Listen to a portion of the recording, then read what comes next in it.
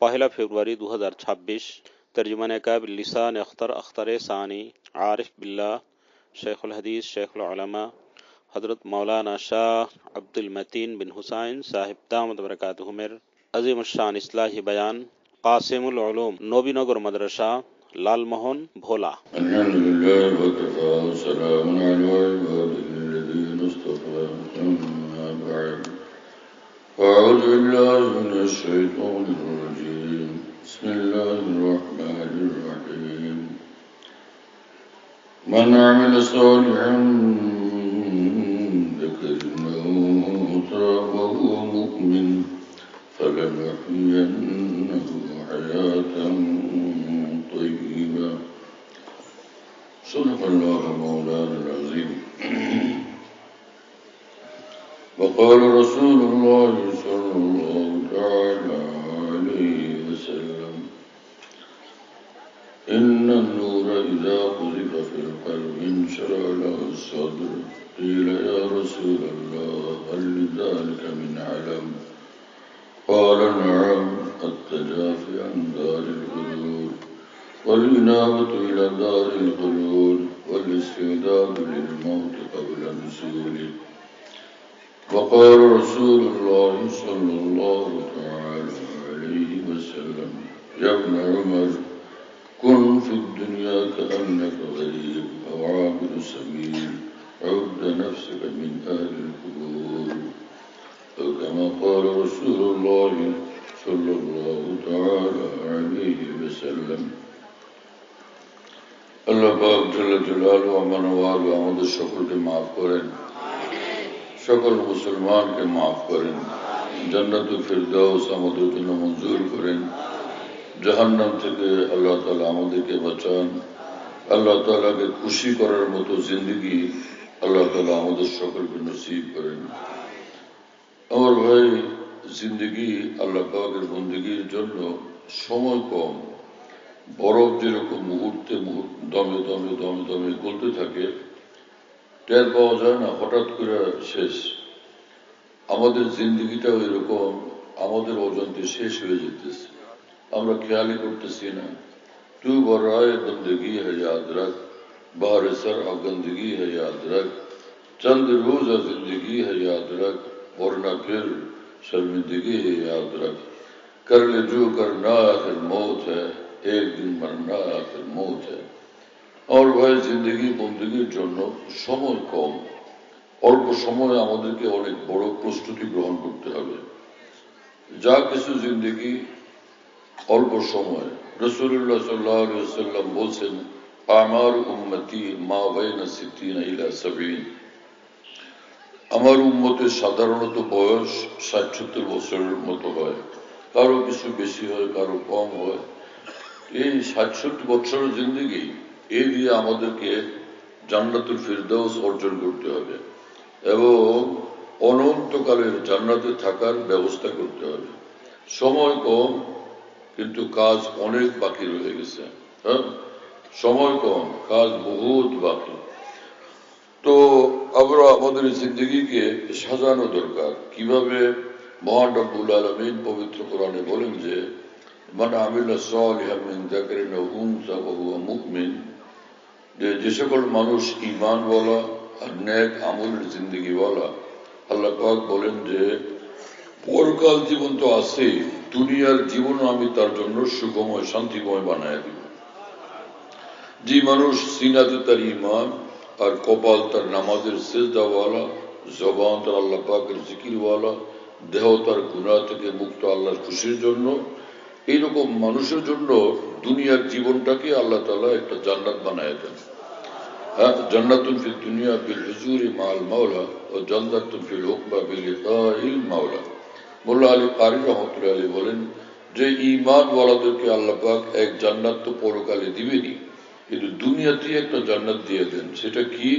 যে শান্তি, আরাম, সুকুন, ইতমিনান, সবসময় ঈমানওয়ালা আল্লাহ পাকের খাস রহমতের ছায়াতে থাকে, নূরের মধ্যে থাকে, এক শান্তির জীবন আল্লাহ তাকে নসিব করে দেন। ভারতে এক বুজুর্গ ছিলেন হযরত মাওলানা শাহ মোহাম্মদ আহমদ সাহেব ইলাহাবাদী রহমতুল্লাহ আলাইহি।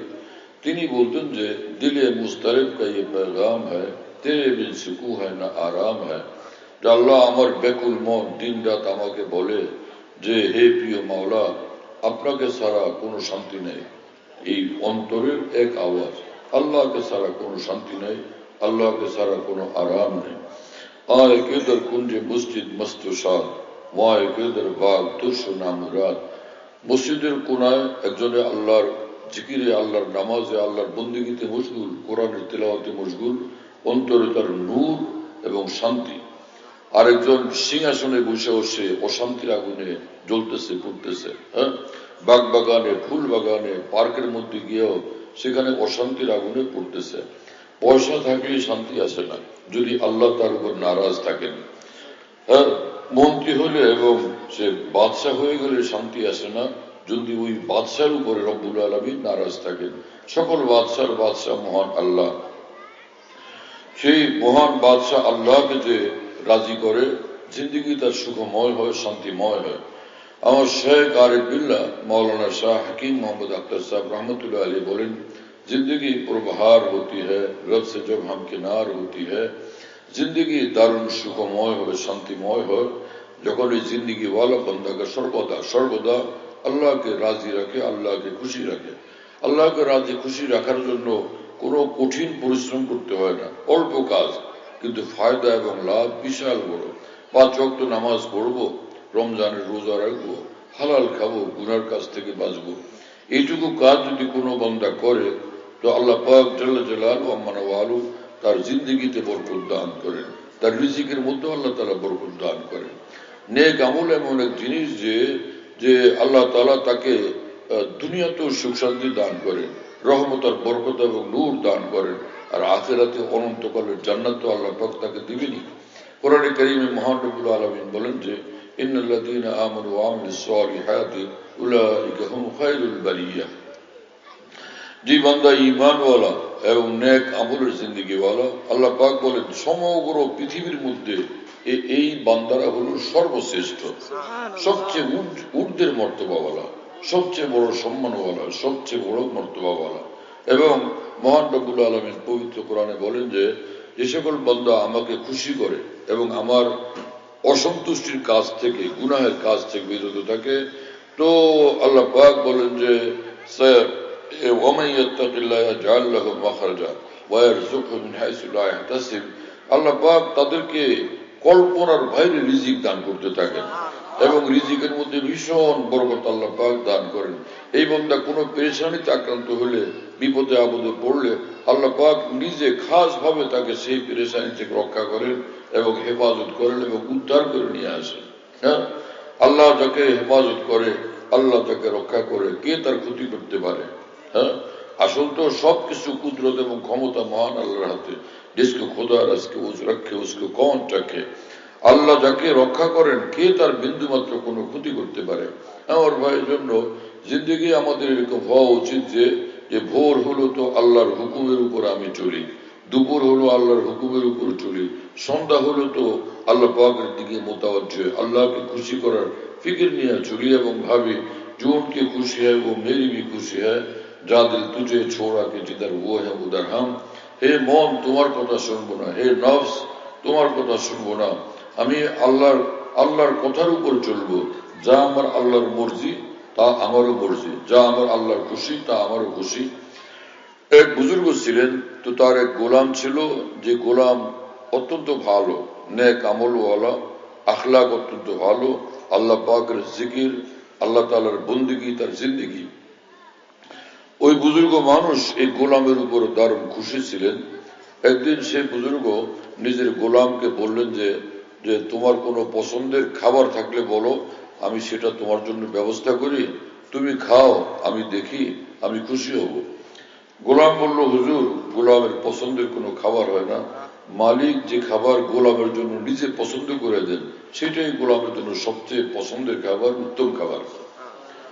তো ওই বুজুর্গ বললেন, আচ্ছা, তো আর একটা কথা বলি, যে বলো তো তোমার কোন পোশাকটা বেশি ভালো লাগে, পছন্দ লাগে, সেই পোশাকটা আমি তোমার জন্য সংগ্রহ করি, সেই পোশাক তুমি পরো, আমি একটু দেখি, আমার ভালো লাগবে। গোলাম তখন উত্তর দিল, হুজুর, গোলামের পছন্দের কোনো পোশাক হয় না, মালিক যে পোশাক গোলামের জন্য নিজে পছন্দ করেন, মালিকের পছন্দ করা পোশাকই গোলামের জন্য সবচেয়ে সুন্দর এবং উত্তম পোশাক। এই বুজুর্গ মানুষ তো ওলি আল্লাহ, তো তিনি তার এক এক কথার দ্বারা ভীষণভাবে প্রভাবিত হচ্ছেন।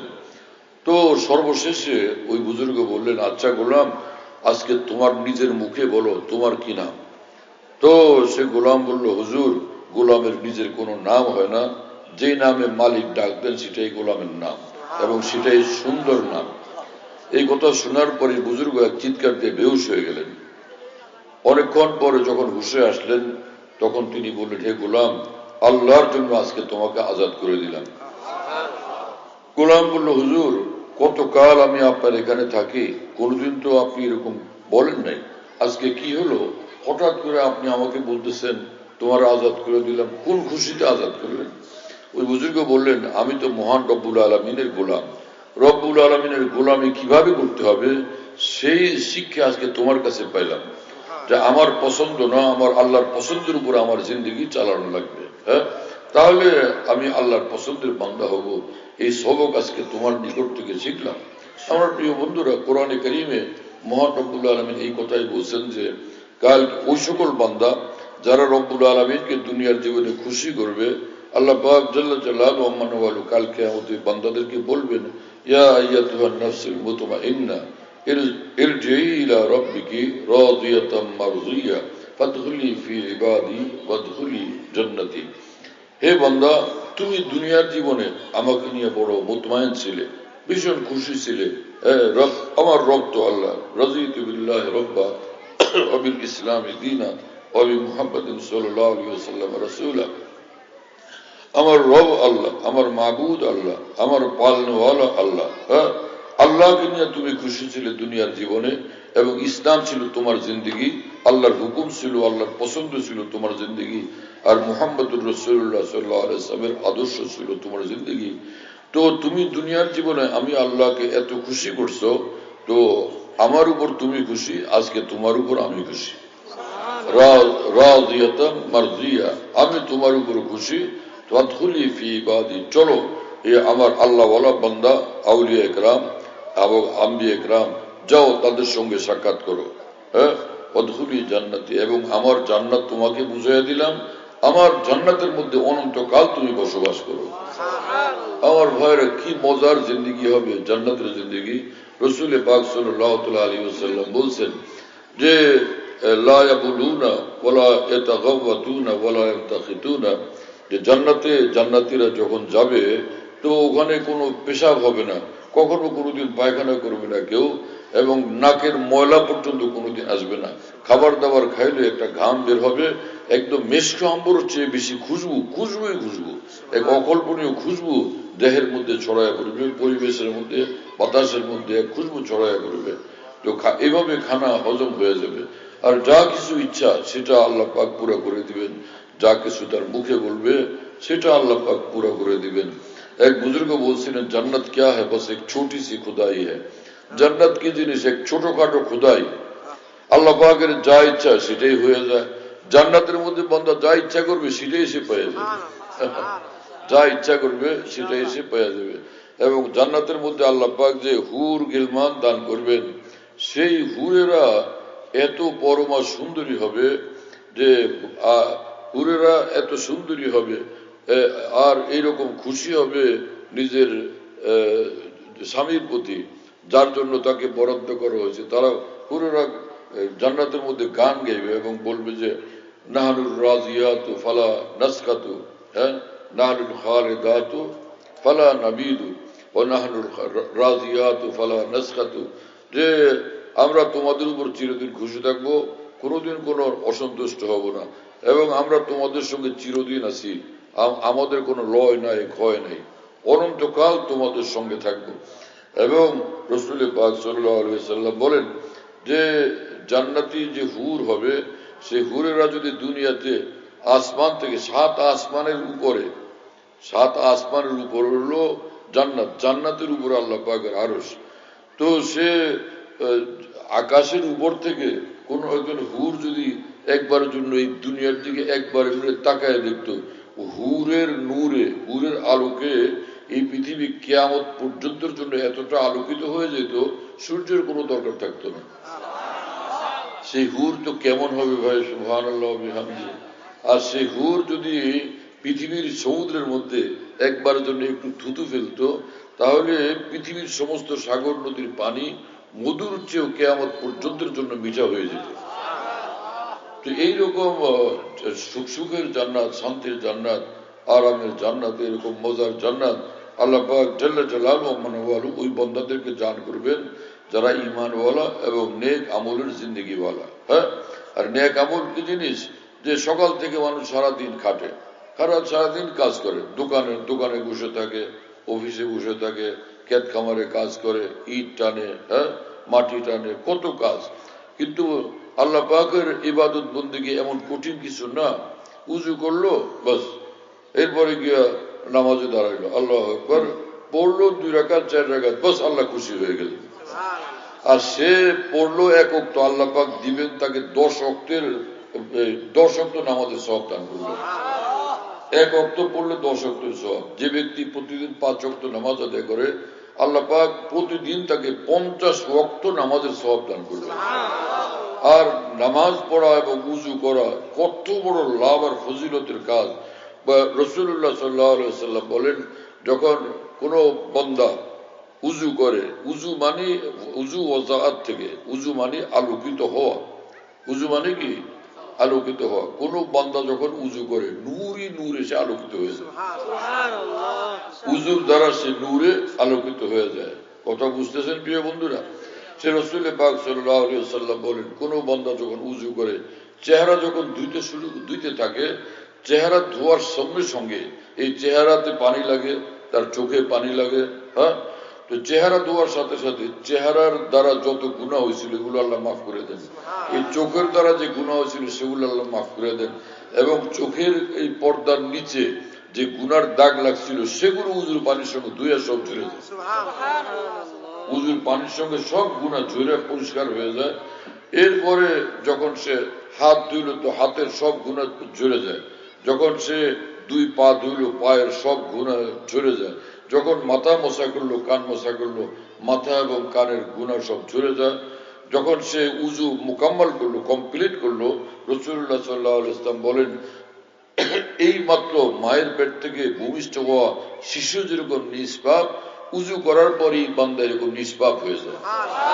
এইভাবে উজুর বরকতে এই বান্দা এত নূরে আলোকিত হয়ে যায়।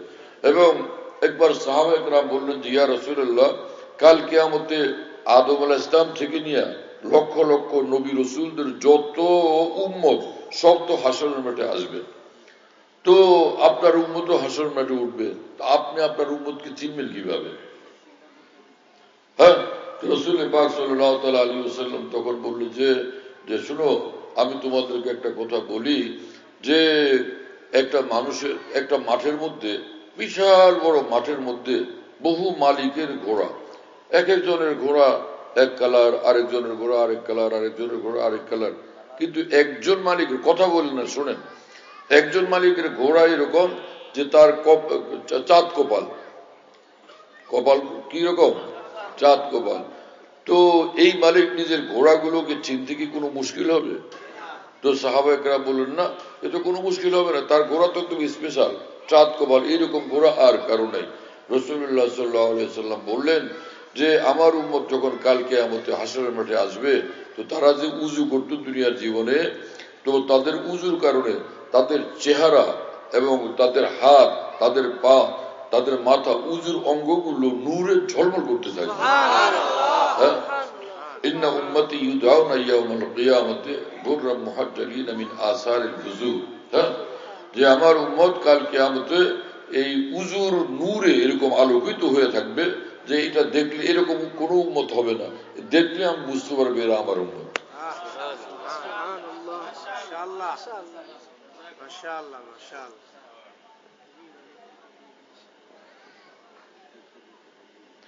বলেন কি মুআমালা!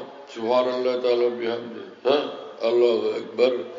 উজু এটা হলো এই প্রাইমারি স্টেজ, প্রস্তুতি। এটা কোনো মূল আমল না। আসল আমল হলো উজুর পরে যেটা করব, নামাজ পড়ব। এটা আসল আমল, ইবাদাতে মকসুদা, মানে মুখ্য আমল, আসল আমল যেটা যেটা আমাদের করব সেটা হলো এই নামাজ বা কোরআন শরীফের তেলাওয়াত, সেটার জন্য, অথবা কাবা শরীফের তাওয়াফ। তো এটা হলো মূল আমল, যার জন্য আমি উজু করলাম। কথা বুঝেন নাই? তো যেটা প্রস্তুতি সেটাই এত দামি, এত মূল্যবান। নামাজ তাহলে কত মূল্যবান! আর নামাজ সম্পর্কে রাসূল পাক সাল্লাল্লাহু আলাইহি ওয়াসাল্লাম বলেন, আলহামদুলিল্লাহ তামলাউল মিজান ওয়া সুবহানাল্লাহ আলহামদুলিল্লাহ তামলান ওয়া ক্বালা তামলাউ মা বাইনাস সামাওয়াতি ওয়াল আরদ ওয়াস সালাতু নূর ওয়াস সাদাকাতু বুরহান ওয়াল কুরআনু হুজ্জাত ওয়াস সিয়ামু জুন্নাহ ওয়াল কুরআনু হুজ্জাতুন লাকা ওয়া আলাইক কুল্লুন নাসি ইয়াগদু ফাবায়ু নাফসাহু ফামুবিকুহা মুতিকুহা।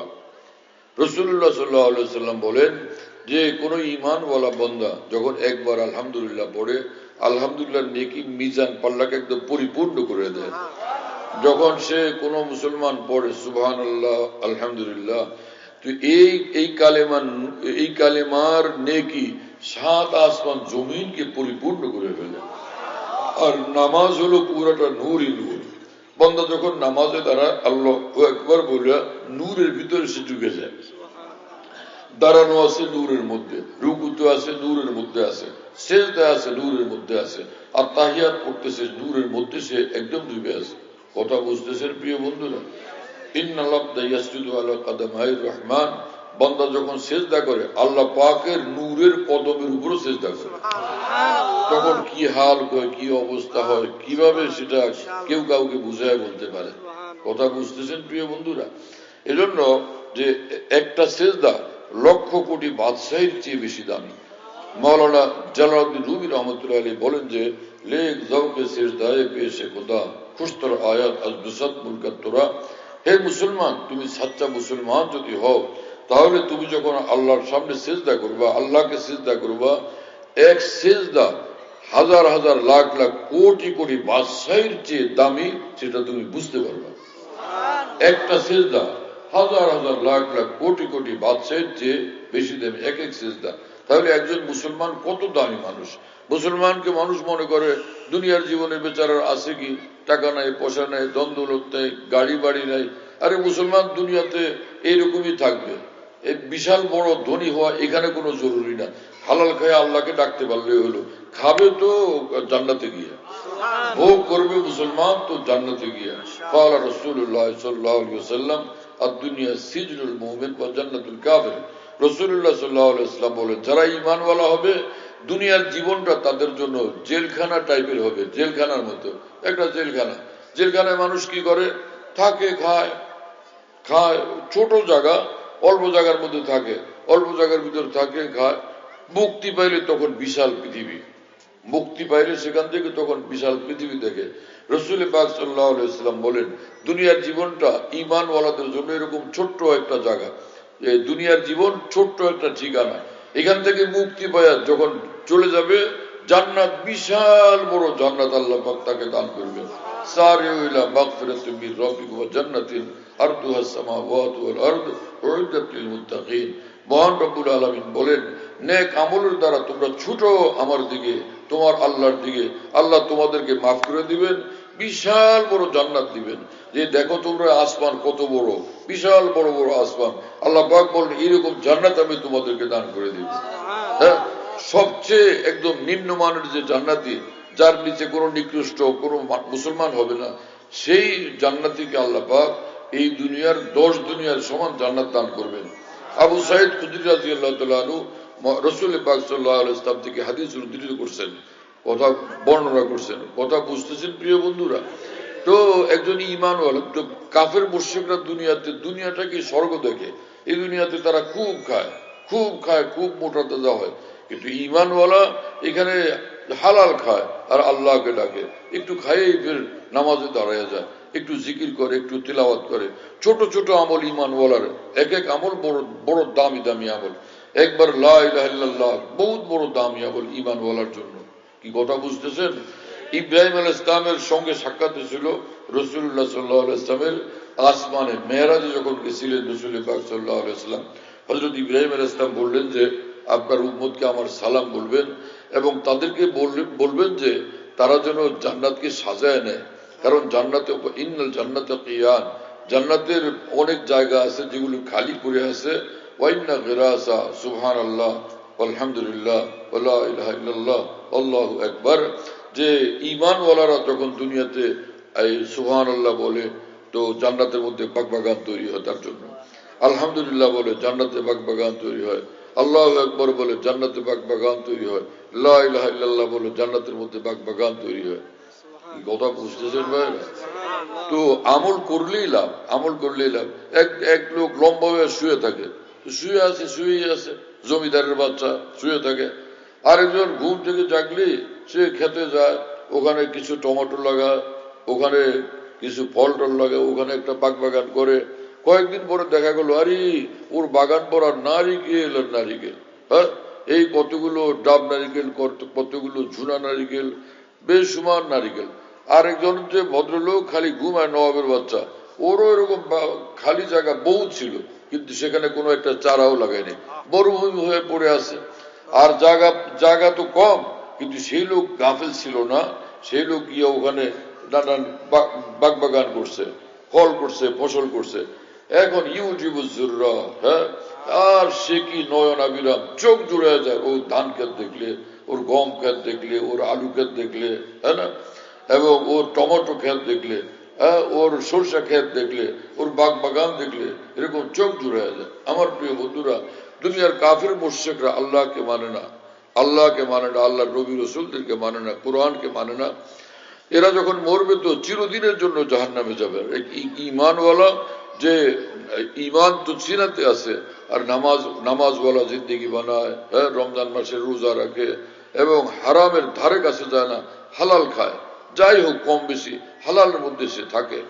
তো এই বান্দার মর্তবা কত! রাসূলুল্লাহ সাল্লাল্লাহু আলাইহি ওয়াসাল্লাম মান আকালা তাইয়িবান ওয়া আমিলা ফি সুন্নাতিন ওয়া আমিলা الناس বাওয়াইকাহু দাখালাল জান্নাহ।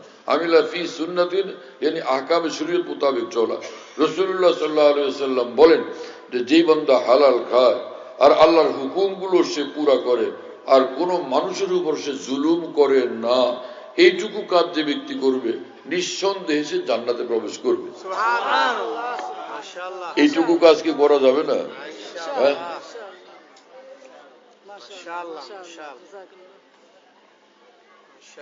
হালাল খাওয়া অনেক উঁচু আমল, অনেক দামি আমল। হালাল খায় যদি, হালালের এক একটা দানা সে যখন গ্রহণ করে তো প্রতিটি দানার কারণে অন্তর ভিতর নূর পয়দা হয়। হ্যাঁ, এই যে হারামের টাকা, সুদের টাকা, ঘুষের টাকা আর লুটতরাজ করে টাকা, জনগণের টাকা, এগুলি খায় মানুষে, সবটা আযাব, সবটা জাহান্নাম। কালকে আমাদের জন্য ভয়ঙ্কর আযাব হবে বা অনেক লানত আর লাঞ্ছনা হবে। কথা বুঝতেছেন? আর এই যে শ্রমিক মানুষ, রিক্সাওয়ালা, গরিব মানুষ কষ্ট ক্লেশ করে কোন রকম চলে এবং খায়, ওর নামাজের ওয়াক্ত হলে সে নামাজটা পড়ে, হ্যাঁ, এই বড় ভাগ্যবান মানুষ, ওর জন্য জান্নাত অপেক্ষা করতেছে। আর তুই জলদি আয় তো, তোর একটু মায়া করবো, মহব্বত করবো। রাসূলুল্লাহ সাল্লাল্লাহু আলাইহি ওয়াসাল্লাম বলেন যে ঈমানওয়ালা নেক আমলওয়ালা মানুষ যখন মৃত্যুবরণ করে, কবর যখন তখন তাকে রাখা হয়, তো কবরের মাটি তখন তাকে বলে, আহা, দুনিয়ার যত মানুষ ছিল সবার মধ্যে তুমি ছিলে আমার সবচেয়ে বেশি প্রিয়। তা আমি খালি অপেক্ষা ছিলাম যে তুমি কবে আসবে, কবে আসবে, কবে আসবে। বহুদিন পরে আজকে আমি তোমাকে পাইলাম। আজকে দেখবো যে আমি তোমাকে কত ভালোবাসি, কত আদর করি, কত যত্নের সাথে আমার বুকের মধ্যে তোমাকে রাখি। এই কথা বুঝতেছেন? এবং রাসূলুল্লাহ সাল্লাল্লাহু আলাইহি ওয়াসাল্লাম বলেন যখন কোন ঈমানওয়ালা বান্দা দুনিয়ার থেকে বিদায় হয়, এই জমিন, এই মাটি, এই মাটি, যে মাটির উপর সে চলাফেরা করতেছিল পৃথিবীতে, এই জমিন তার জন্য 40 দিন পর্যন্ত কান্নাকাটি করতে থাকে। আহা, এই বান্দা আমার বুকের উপর হাঁটতো, চলতো, আল্লাহকে ডাকতো, আল্লাহর ইবাদত বন্দেগী করতো, আজকে তাকে হারাইলাম। এই জমিন তার জন্য 40 দিন পর্যন্ত কাঁদতে থাকে এবং আসমান তার জন্য 40 দিন পর্যন্ত কাঁদতে থাকে। কেন? যে ওর যে নেক আমলের খবর ফেরেশতারা যে আল্লাহ পাকের নিকট নিয়ে পৌঁছাইতো, আমি আসমানের ভিতর দিয়া তারা অতিক্রম করতো আল্লাহ পাকের নিকট এই বান্দার নেক আমলের সংবাদ পৌঁছানোর জন্য, রিপোর্ট পৌঁছানোর জন্য। সেই সৌভাগ্য থেকে আজকে থেকে আমি বঞ্চিত হলাম। আর তো ওর খবরাখবর রিপোর্ট আর আল্লাহর কাছে আমার মাধ্যমে যাবে না। কথা বুঝতেছেন প্রিয় বন্ধুরা? এক ঈমানওয়ালা যে কত দামি মানুষ।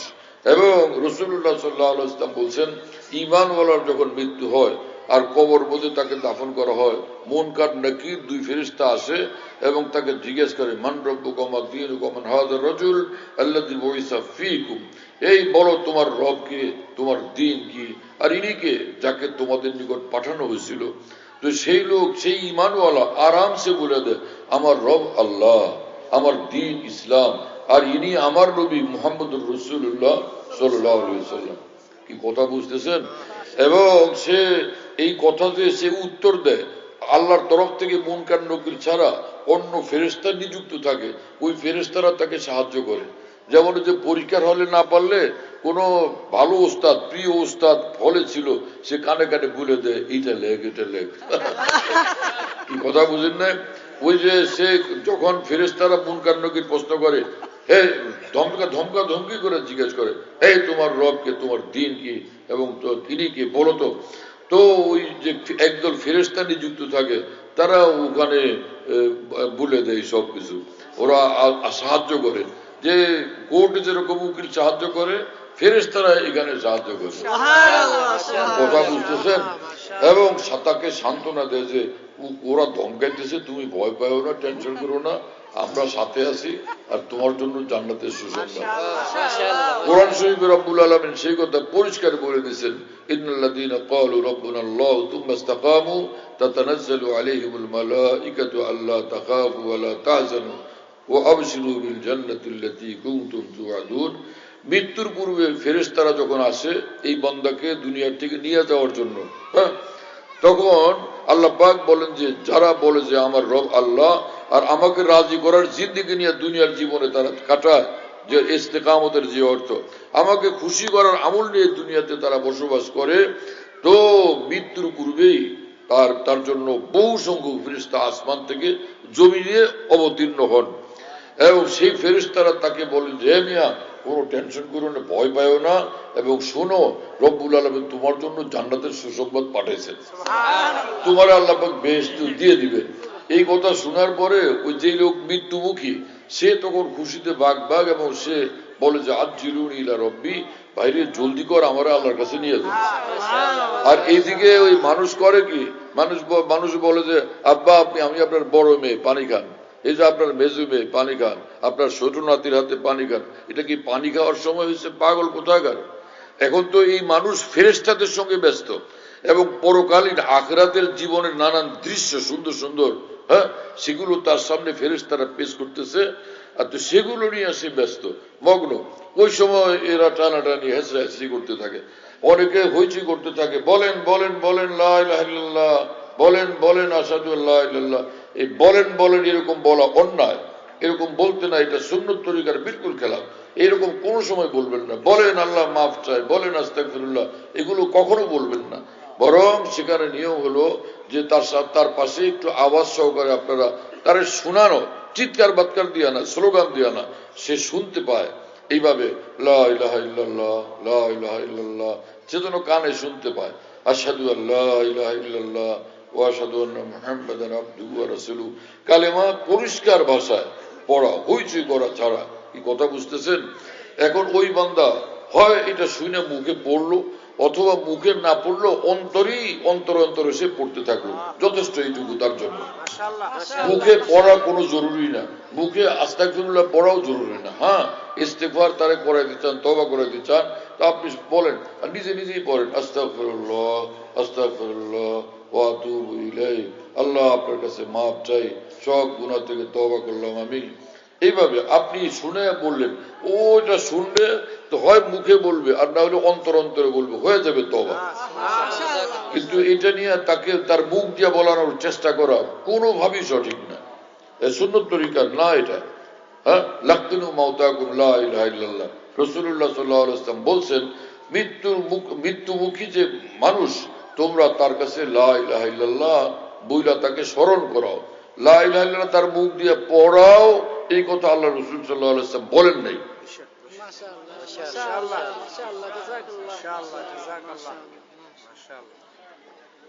কথা বুঝতেছেন ভাইরা?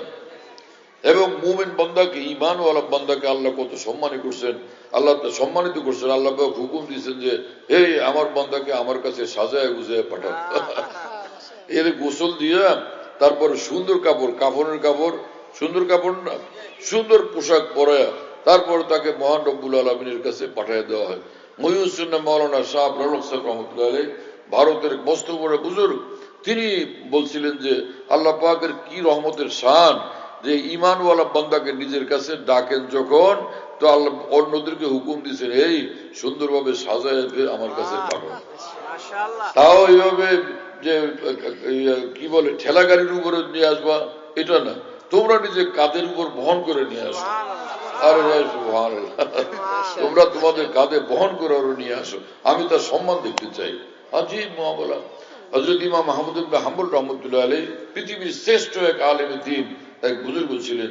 তিনি, তার যেদিন ইন্তেকাল হয়েছে, এত বড় বুজুর্গ, এত বড় আলেম, এত বড় বুজুর্গ, এত বড় ঈমানওয়ালা, তাকে দেখছে যারা কাফের মুশরিক, তো 20,000 কাফের সেদিন ওনার জানাজা দিকে মুসলমান হয়ে গেছে। 20,000 কাফের জানাজা দিকে মুসলমান হয়ে গেছে।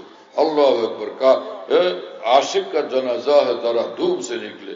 अल्लाहर एक आशिक दीवाना ईमान वाला बंदार जनाजा धूमधामे তার জানাজা কবরস্থান পর্যন্ত পৌঁছে গেছে। কথা বুঝতেছেন প্রিয় বন্ধুরা? জুনায়েদ বাগদাদী রহমতুল্লাহ আলাইহি এক বুজুর্গ ছিলেন, আপনারা হয়তো অনেকের নামও শুনছেন। অনেক বড় আলিমও ছিলেন, মুফতি ছিলেন এবং বহুত বড় ওলি আল্লাহ ছিলেন। তো উনি যখন একবার রাস্তা দিয়ে যাইতেছিলেন, তো ওনার মুরিদ এবং ভক্তরা ওনার সঙ্গে ছিলেন। রাস্তার পাশে এক বুড়ি, তো দোকানদারি করে, বুড়া মানুষ বেচারে। তো জুনায়েদ বাগদাদীর থেকে ওই বুড়ির বয়স তো বেশি। সেই বুড়ি ডাক দিয়ে বলল কি, এ জুনায়েদ, কথা শুনো। আচ্ছা, এই যে দেখো না রাস্তার পাশে আমার ছাগলে ঘাস খায়, এই আমার ছাগলের মুখে দাড়ি দেখতেছো? তা আমি তোমার জিজ্ঞেস করতে চাই, তোমার দাড়ির দাম বেশি না আমার ছাগলের দাড়ির দাম বেশি? এটা বলো। তো জুনায়েদ বাগদাদীর মুরিদ যারা, তারা তখন ভীষণ খেপছে, মিছিল করবে, আন্দোলন করবে, হরতাল করবে, গরম হয়ে গেছে আর কি। হ্যাঁ, তো হযরত জুনায়েদ বাগদাদী বললেন, এই তোমরা এরকম খেপাখেপি করো না, তোমরা থামো, আমাকে কথা বলতে দাও। তো তিনি বললেন যে বুড়িমা, আজকে উত্তর না দিয়া কয়েকদিন পরে যদি উত্তর দেই, এতে আপনি কি রাজি আছেন? তো বুড়ি বললেন যে হ্যাঁ ঠিক আছে। এই ভাই, ওই পাশে গিয়ে বাচ্চাগুলো একটু থামাও, আওয়াজ করে। ওখানে মাশাআল্লাহ মিছিল বের করছে। তোমরা গিয়ে এদেরকে মারধর করো না, বকাবকি করো না, আওয়াজ না করে একটু দূরে সরাও। শিশু তো শিশু। তো জুনায়েদ বাগদাদী বললেন যে বুড়িমা, কয়েকদিন পরে যদি উত্তর দেই তাহলে এটা আপনি রাজি আছেন কিনা? তো তিনি বললেন যে হ্যাঁ, তাহলে কয়েকদিন পরে দাও, উত্তর, কোনো অসুবিধা নাই। হযরত জুনায়েদ বাগদাদী কয়েকদিন পরে অসুস্থ হয়ে গেলেন, অসুস্থ হলেন এবং তিনি অনুভব করলেন এটা আমার এই রোগ, এই অসুখ, এরতে আমার মৃত্যু হবে বলে মনে হচ্ছে। তো তিনি তখন ওসিয়ত করলেন মুরিদদেরকে যে আমার জানাজা যখন তৈরি হবে, কাফন পরে আমাকে যখন কবরস্থানে নিয়ে যাবে, তোমরা ওই বুড়িমার দোকানের সামনে দিয়ে নিও। এই আমার ওসিয়ত এটা। তো ওনার ইন্তেকাল হয়ে গেল, গোসল করানো হলো, কাফন পরানো হলো, জানাজা হলো। এখন কবরস্থানে দাফন করার জন্য যখন ওই বুড়ির দোকানের সামনে দিয়ে নিয়ে যাওয়া হইতেছে, তাহলে তাকিউল থানভী রহমতুল্লাহ আলাইহি বলেন যে ওই একদম বুড়ির কবর বরাবর গেলে জুনায়েদ বাগদাদীর মাথা আল্লাহর কুদরতে, আল্লাহর হুকুমে একদম এই কাফনের থেকে উঁচু হয়ে গেছে। আর ওই বুড়ির দিকে তাকায় জুনায়েদ বাগদাদী বললেন, বুড়িমা, তোমার ছাগলের দাড়ির চেয়ে জুনায়েদ বাগদাদীর দাড়ির দাম বেশি, কারণ জুনায়েদকে আল্লাহ পাক ঈমান সহকারে মৃত্যু দান করছে। কথা বুঝতেছেন প্রিয় বন্ধুরা? এই ঘটনার মধ্যে কত শিক্ষণীয় জিনিস। একটা হলো এই খামোখা গোসা করতে নাই। আরেক জিনিস হলো ঈমান নিয়ে মৃত্যুর আগে কোনো আমলের জন্য গর্ব করা, অহংকার করার কোনো সুযোগ নাই। ঈমান নিয়ে মরলে এইবার সব দামি জিনিস। হ্যাঁ, ঈমান নিয়ে মরার আগ পর্যন্ত গর্ব করা, গরিমা করা, অহংকার করা, এটা কোনোভাবে আমাদের জন্য ঠিক না। হ্যাঁ, আমল করা আর আল্লাহর কাছে দোয়া করা, আল্লাহ আপনি কবুল করেন, আল্লাহ আপনি কবুল করেন, আল্লাহ আপনি কবুল করেন। হযরত ওমর ফারুক রাদিয়াল্লাহু তাআলা আনহু এত বড় মানুষ যে আমাদের প্রিয় নবী মুহাম্মদুর রাসূলুল্লাহ সাল্লাল্লাহু আলাইহি ওয়াসাল্লাম বলছেন যে লাউ কানা বাদি নবিয়্যুন লাকানা উমর, আমার পরে যদি কারো নবী হওয়া সম্ভব হইতো তাহলে আমার পরে উমর নবী হইতেন, আমার পরে কারো নবী হওয়া সম্ভব না। এই জন্য যারা আমাদের রাসূলুল্লাহ সাল্লাল্লাহু আলাইহি ওয়াসাল্লামের পরে যারা নবুয়তের দাবিদার এরা সব মিথ্যু। যেমন নাকি বাংলাদেশে, পাকিস্তানে, ভারতে, হ্যাঁ, এবং ভারত উপমহাদেশে, ইংল্যান্ডে, আমেরিকাতে একদল লোক আছে যাদেরকে কাদিয়ানি বলা হয়। এই কাদিয়ানিরা গোলাম আহমদ কাদিয়ানিকে নবী মানে, এই জন্য এরা বিলকুল কাফের। এবং রাসূলুল্লাহ আমাদের নবী মুহাম্মদ রাসূলুল্লাহ সাল্লাল্লাহু আলাইহি ওয়াসাল্লাম বলছেন আনা খাতিমুন নবিয়্যিনা লা নবিয়্যা বাদি, আমি নবীদের এই ধারার সর্বশেষ ব্যক্তি, আমার পরে আর কোনই নবী নেই। লা নবিয়্যা বাদি, আমার পরে কোন রকমের নবী নেই। এই জন্য রাসূলুল্লাহ সাল্লাল্লাহু আলাইহি ওয়াসাল্লামের ইন্তেকালের পরে, ওফাতের পরে আবু বকর সিদ্দিক রাদিয়াল্লাহু আনহুর জামানাতেও এক লোক নবুয়তের দাবি করেছিল, মুসাইলামাতুল কাজ্জাব। হ্যাঁ, সাহাবায়ে কেরাম তার সঙ্গে যুদ্ধ করে ফের তাকে একদম খতম করে দিয়েছিলেন, হত্যা করছিলেন। কথা বুঝতেছেন প্রিয় বন্ধুরা? এরকম নানান জনের বিভিন্ন জমানাতে নবুয়তের দাবি করছে, এরা সব কাজ্জাব, দাজ্জাল, সব মৃত্যু করতেন এবং দাজ্জালের দল। হ্যাঁ, তো রাসূলুল্লাহ সাল্লাল্লাহু আলাইহি ওয়াসাল্লাম বলছেন যে আমার পরে নবী হলে উমর নবী হইতেন। এত বড় মর্তবা হযরত উমর রাদিয়াল্লাহু আনহু। এক নম্বর। দুই, রাসূলুল্লাহ সাল্লাল্লাহু আলাইহি ওয়াসাল্লাম 10 জন বিশিষ্ট সাহাবীর জন্য ঘোষণা করছেন, সুসংবাদ দিয়েছেন যে এরা সব জান্নাতি। তাদের দুনিয়াতে, মৃত্যুর আগে দুনিয়াতে তাদের জন্য জান্নাতের সুসংবাদ আল্লাহ রাসূল সাল্লাল্লাহু আলাইহি ওয়াসাল্লাম দিয়ে গেছেন। এত বড় মানুষদের মধ্যে একজন হযরত উমর। কিন্তু যে একজন ঈমানওয়ালাকে কিভাবে পৃথিবীতে বসবাস করতে হয়, যে একদিকে আমলওয়ালা জিন্দেগি বানানো, আল্লাহ আরেকদিকে আল্লাহর ভয়ে কাঁপতে থাকা, আবার আরেকদিকে আল্লাহর রহমতের আশাও করতে থাকা। ভয় এবং আশা, আল্লাহর ভয়ে কাঁপা আর আল্লাহর রহমতের আশা, এই দুইটার মাঝখানেই ঈমানওয়ালা এই দুনিয়াতে জিন্দেগি কাটাবে। এটা হলো ঈমানের শান। এজন্য হযরত ওমর ফারুক রাদিয়াল্লাহু তাআলা বলতেন, কাল কিয়ামতে যদি রব্বুল আলামিনের পক্ষ থেকে ঘোষণা হয় সবগুলো এই হাসর মাঠের যা আছে সবগুলো জাহান্নামী, সবগুলো জাহান্নামী। নবী রাসূলদের কথা আলাদা, বাকিদের বিষয় যে সব জাহান্নামী, একজন খালি জান্নাতি। হযরত ওমর বলেন, আশা করি আমি আশা করব সেই ব্যক্তিটা আমি আশা করবো আল্লাহর রহমতে সেই ব্যক্তিটা আমি। আর যদি রব্বুল আলামিন ঘোষণা করেন কাল কিয়ামতে এই সবগুলো জান্নাতি, একজন খালি জাহান্নামী, তা আল্লাহর ভয়ে কাঁপতেছি, না জানি সেই লোকটা আমিই হই। হ্যাঁ, আমার ভয় হয় সেই লোকটা আমি হই। কথা বুঝতেছেন ভাইয়েরা? তো আল্লাহ পাকের আমলও করতে থাকা আর আল্লাহর ভয়ও অন্তরে রাখা, দুটোটাই জরুরি। আল্লাহ পাক জাল্লা জালালুহু ওয়া মানওয়ালু আমাদেরকে কবুল করেন এবং তৌফিক দান করেন। তো এক ঈমানওয়ালার জিন্দেগি কত সুন্দর এবং কত মুবারক। হ্যাঁ, কখনো সুবহানাল্লাহ, কখনো আলহামদুলিল্লাহ, কখনো লা ইলাহা ইল্লাল্লাহ, কখনো আল্লাহু আকবার। যে কালেমাগুলো পড়লো সে হাজার হাজার লাখ লাখ কোটি কোটি বাদশাহী তার নসিব হয়ে গেছে। কথা বুঝতেছেন প্রিয় বন্ধুরা? এবং রাসূলুল্লাহ সাল্লাল্লাহু আলাইহি ওয়াসাল্লাম বলছেন যে আল্লাহ পাক ঈমানওয়ালা বান্দাদের অন্তরে বড় রকমের নূর যখন দান করেন নিজের পক্ষ থেকে, তো নূর তার অন্তরে ঢেলে দেওয়ার পর তার অন্তরটা একদম খুলে যায়। ভালো কথা, নেক আমল, দ্বীন, ঈমান, ইসলাম, আল্লাহ রাসূলের কথা এবং হুকুমের উপরে, হেদায়েতের উপরে আমল করার জন্য দিল খুলে যায়। দিলটা বড় হয়ে যায়, বিশাল বড় হয়ে যায়। হ্যাঁ, কত বড় হয় দিল? যখন দিল নূরওয়ালা হয়, আল্লাহওয়ালা হয়, তখন দিল কত বড় হয়।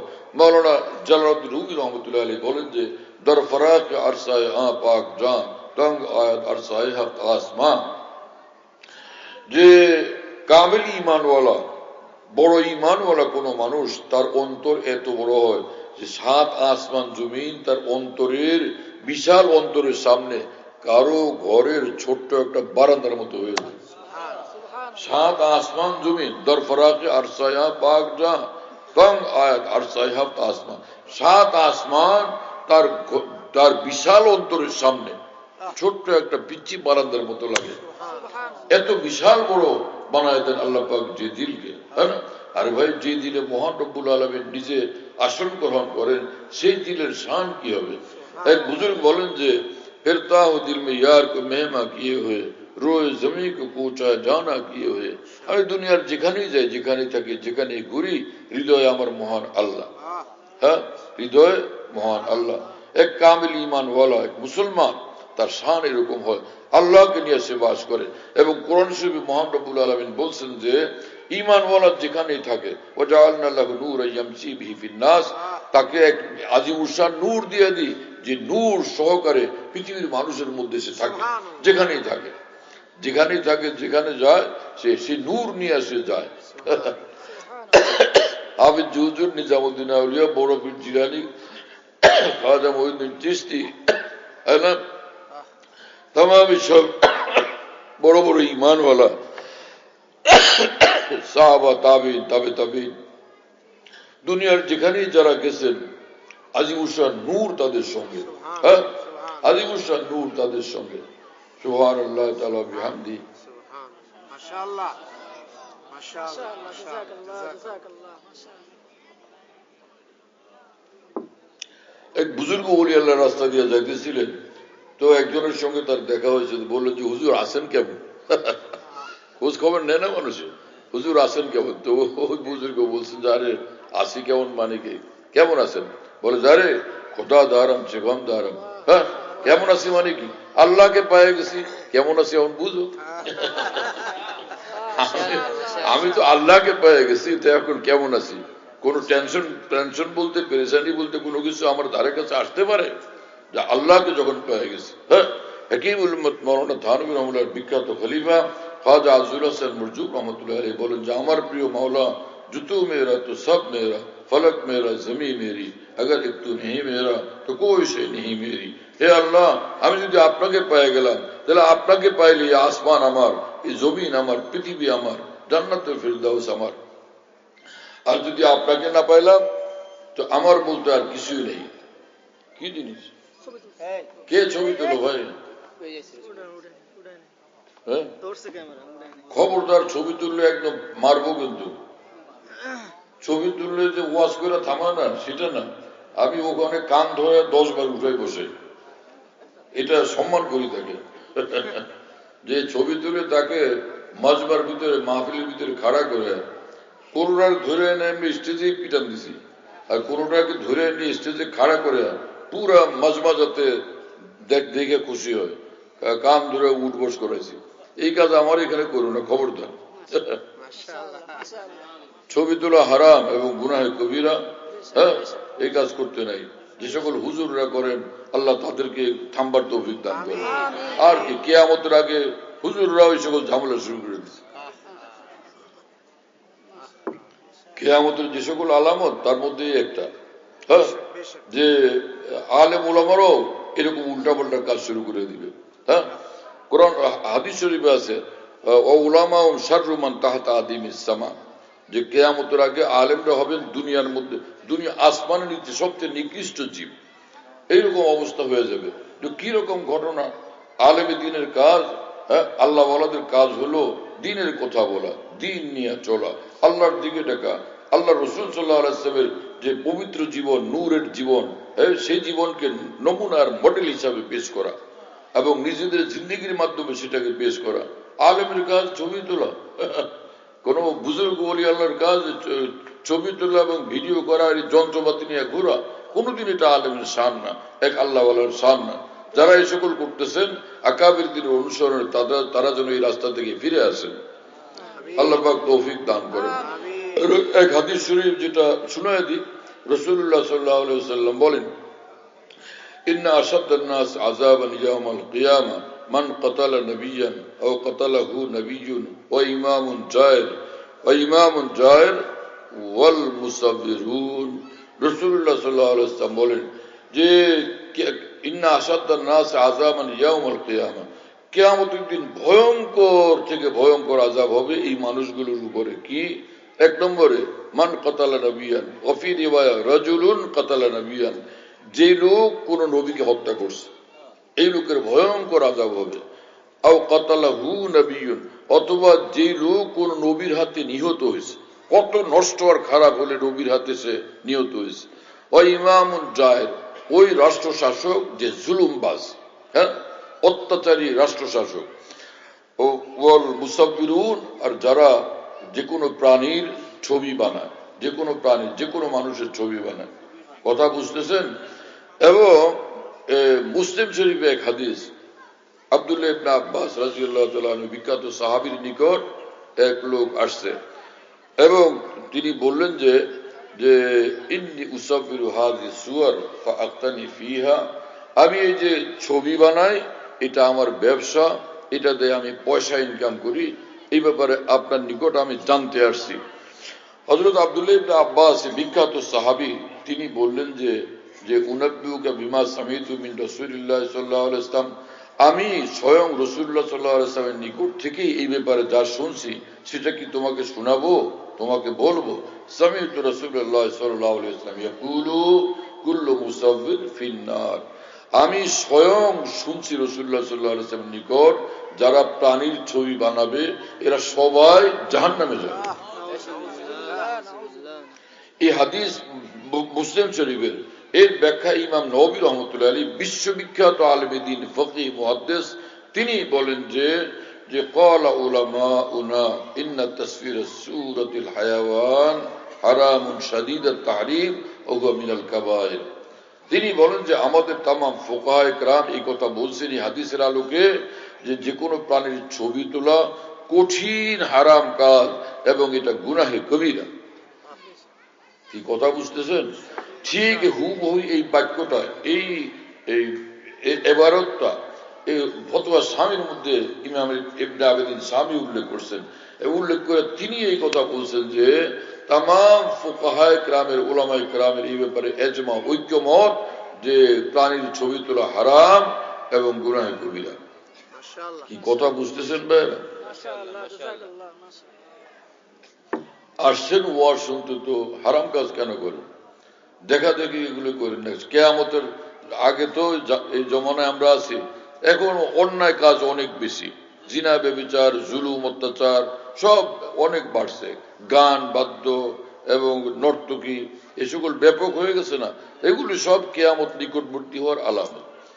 যাই হোক, কি বলতেছিলাম ভাই, দেখো এক লোকের এই ছবির হট্টগোলে কি ঝামেলা হয়ে গেল। বল মুফতি, কি বলতেছিলাম? তুমিও হারায় গেছো তো কেমনে হবে? হ্যাঁ, আল্লাহ পাক জাল্লা জালালু আম্মা নাওয়ালু আমাদেরকে মাফ করেন। হ্যাঁ, তো জিন্দেগি সুন্দর বানানোর চেষ্টা করা চাই আমাদের। তো এত হাজার হাজার আমল করতে হবে এটা না, অন্তত এতটুকু তো করি যে ফরজ নামাজগুলো পড়বো, ওয়াজিব আমলগুলো করবো, সুন্নতে মুআক্কাদা পড়বো। হ্যাঁ, ওয়াজিব আর সুন্নতে মুআক্কাদার মধ্যে পার্থক্য হলো যে ফরজ এবং ওয়াজিব এগুলো কোনোভাবে ছাড়া যায় না। আর সুন্নতে মুআক্কাদা, যেমন সফরে গেলাম, সফরের মধ্যে সুন্নতে মুআক্কাদা এটা নাই। কি কথা বুঝেন নাই? সুন্নতে মুআক্কাদা থাকে না। ওই সময় যদি না পড়েন তাহলে কোনো গুনাহ নেই।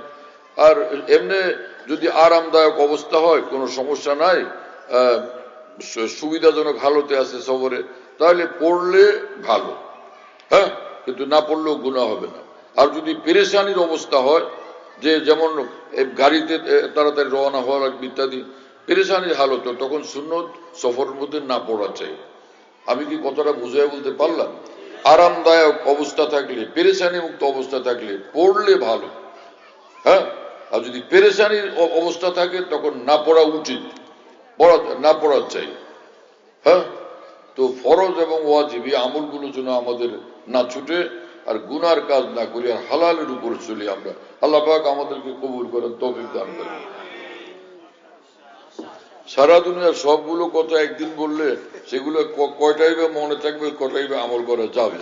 হ্যাঁ, আর একটা হাদিস শরীফ আমি জায়গায় জায়গায় মনে থাকলে শুনাই, তো আপনাদেরকে শোনাচ্ছি। সেটা হলো যে রাসূল আকরাম সাল্লাল্লাহু আলাইহি ওয়াসাল্লাম বলছেন, কোন মুসলমান যদি প্রতিদিন 100 বার করে লা ইলাহা ইল্লাল্লাহ জিকির করে, তো কিয়ামতের দিন হাসরের মাঠে যখন আসবে, এই কালিমার নূরে তার চেহারা পূর্ণিমার চাঁদের মতো ঝলমল করতে থাকবে। হ্যাঁ, নারী পুরুষ সকল মুসলমান এই আমলটা করলে অনেক লাভ হবে না, অনেক সুবিধা হবে না? হ্যাঁ, কত বড় ফজিলত, কত বড় মর্যাদা, কত বড় লাভ আমাদের হবে ইনশাআল্লাহ তাআলা। লা ইলাহা ইল্লাল্লাহ জিকির আমরা সকলে করার চেষ্টা করব ইনশাআল্লাহ তাআলা। আর মা বোনদের জন্য এক বিষয়, লা ইলাহা ইল্লাল্লাহ আমল তারাও করবেন যে রাসূল পাক সাল্লাল্লাহু আলাইহি ওয়াসাল্লাম বলছেন যে মেয়ে মানুষরা যদি কয়েকটা কাজ করে, ইজা সাল্লাত খামসা, আল মারআতু ইজা সাল্লাত খামসা ওয়া সামাত শাহরাহা ওয়া আতাআত বালাহা ওয়া আহসানাত ফারজাহা ফালতাদখুল মিন আইয়ি আবওয়াবিল জান্নাতি শাআত। রাসূলুল্লাহ সাল্লাল্লাহু আলাইহি ওয়াসাল্লাম বলেন, মেয়ে মানুষরা যদি 5 ওয়াক্ত নামাজ আদায় করেন এবং রমজান মাসের রোজা রাখেন এবং স্বামীকে সন্তুষ্ট রাখেন এবং নিজের সতীত্ব হেফাজত করেন, তাহলে কাল কিয়ামতে জান্নাতের 8 দরজার যেই দরজা দিয়ে খুশি আরামসে খুশি খুশিতে জান্নাতে প্রবেশ করবে। কত সহজ আমল।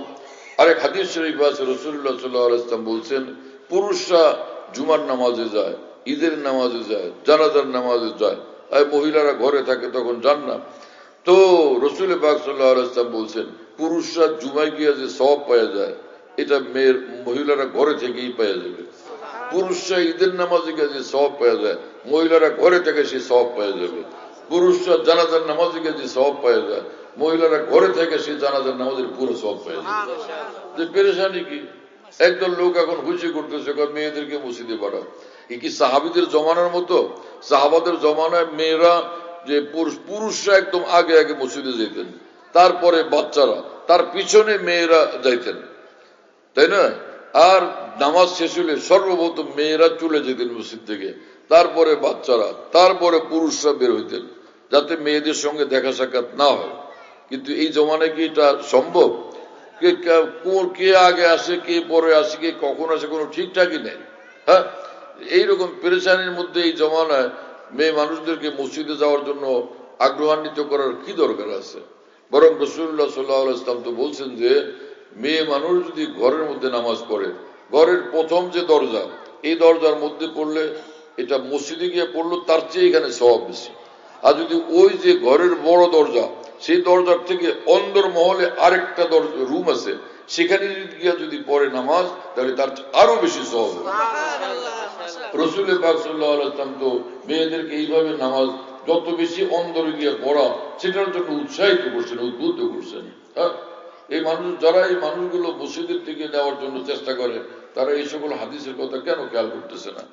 আল্লাহ পাক জাল্লা জালালুহু ওয়া মানওয়ালু আমাদের সকলকে নেক আমলের তৌফিক দেন, গুনাহ থেকে বাঁচার তৌফিক দেন। বড় বড় উলামায়ে কেরাম আছেন, দিনই কথা বলবেন, আপনারা খুব বসেন আরামের সাথে কথা শুনতে থাকেন। ওয়া আখিরু দাওয়ানা আলহামদুলিল্লাহি রাব্বিল আলামিন ওয়া সাল্লাল্লাহু আলা নবিয়্যিল কারীম। আমাদের ঢালকানগর খানকাহে যেখানে আমি আছি, আমাদের এখানে যদিও খানকাহ আমদাদি আশরাফি আছে, কাছাকাছি আরেকটা আছে, তাই না? তো আমরা এখানে এই নামে এখন এটাকে বলি যে খানকাহ ইয়াদগারে হাকিমুল উম্মত। বলো, খানকাহ ইয়াদগারে হাকিমুল উম্মত বলো সবাই। খানকাহ ইয়াদগারে হাকিমুল উম্মত, মনে রাখো, বলো খানকাহ ইয়াদগারে হাকিমুল উম্মত। হাকিমুল উম্মতের স্মৃতি এখানে স্মরণকারী খানকাহ। হ্যাঁ, হাকিমুল উম্মতের কথাবার্তায় আলোচনা হয় আলহামদুলিল্লাহ। একটা নাম, কিন্তু তামাম আকাবের কথাই আলোচনা হইতে থাকে আলহামদুলিল্লাহ। বাইতুল হক জামে মসজিদ, ছাপড়া মসজিদ বলে, 5 তলা বিল্ডিং, ওটার নাম ছাপড়া মসজিদ। সেই পুরানো নাম এটা আসি। তো ছাপড়া মসজিদ, সেখানে মাসিক ইজতেমা হয় প্রত্যেক ইংরেজি মাসের 2য় বৃহস্পতিবার। আসর থেকে শুরু হয়, রাত 10টা পর্যন্ত, 10:30 পর্যন্ত হয়। তো ওখানে শরীক হওয়ার জন্য চেষ্টা করবেন ইনশাআল্লাহ। খানকাহ বিডি এই অ্যাপস, এটা খুলতে পারলে ওর মধ্যে বয়ান, কবিতা, বুকস ইত্যাদি সব একসঙ্গে পাওয়া যায়। খানকাহ বিডি হলো এরকম, স্পেলিং হলো AHANQAH, এর সঙ্গে লাগালাগি বিডি, খানকাহ বিডি। এই অ্যাপসটা খুললে ওর ভিতরে বয়ানগুলো পাওয়া যায়।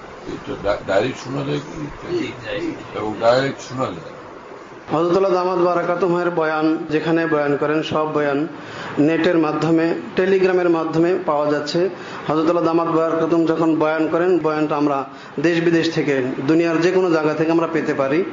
এই জন্য মুফতি শহীদুল ইসলাম শাহ হুজুরের নম্বরে যোগাযোগ করবেন 01715 80 18 69 80 18 69 01715 80 18 69। যাতে মনে থাকবে ইনশাআল্লাহ সবার।